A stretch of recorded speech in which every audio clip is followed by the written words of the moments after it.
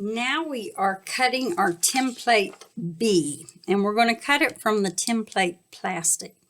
So you will make a copy of template B, and you can see that it says flip to make the BR. So that's what we need to make. We need to make 8 B and 8 BR.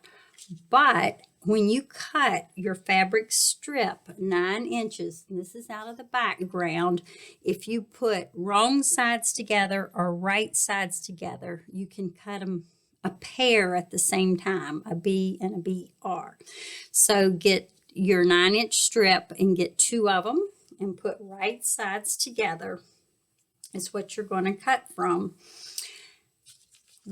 After you've made a copy, I want you to roughly cut out the design, and you can see you have to tape the template so that it's too big for the piece of paper, so you had to tape it together. Then I want you to get your double-sided tape, and you're going to put double-sided tape on the front of the paper, not on the back, but on the front. And this one is big enough that I like to put 5 pieces on. And you're going to lay your template plastic on top.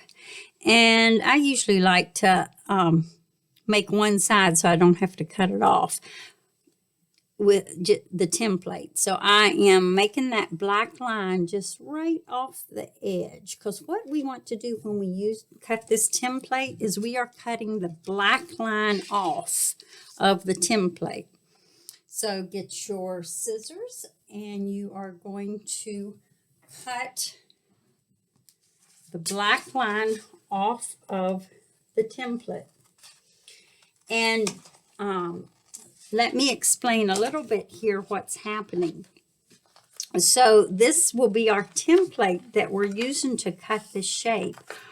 But when we go to cut this from the fabric strip, we will not be using the side of the ruler along the edge.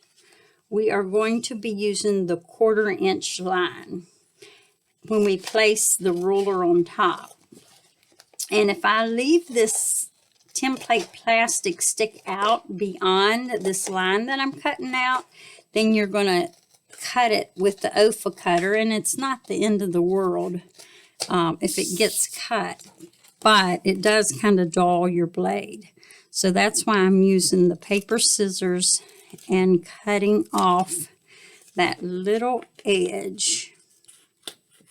And this is the side that I'm just cutting the paper off because I laid it down. When I placed that template plastic, I laid it down to miss that edge. All right, and so now you're putting 2 fabrics right sides together. And since this is working as your template, one thing that works real well is flip it to the back and put 2 or 3 pieces of your tape on the back. And what that does, it acts like little sandpaper dots, and it grips your fabric so it doesn't slide around. And you're going to line this up with the edge of your cut strip. Then you're going to get your ruler and you're going to cut the edge off. And so what I'm doing is I am lining up my 1/4 edge, coming in a 1/4, and I'm looking at this line, not the edge of my ruler, but the edge, the 1/4 inch line in on the ruler. And I'm lining that up on top of the 1/4 inch line on my template. And what this does is it makes it so that you never trim your template down, because you are always going by the 1/4 inch line. I'm going to cut it in here. And since I can't, well, maybe I will. I was going to say I can't really cut back-handed. So I'm going to come around on this side of the table. and cut that.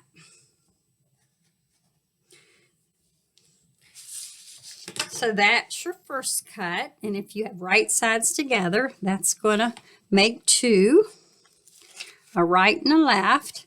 But the next cut, you just rotate this. It fits right into that point and continue on down the fabric.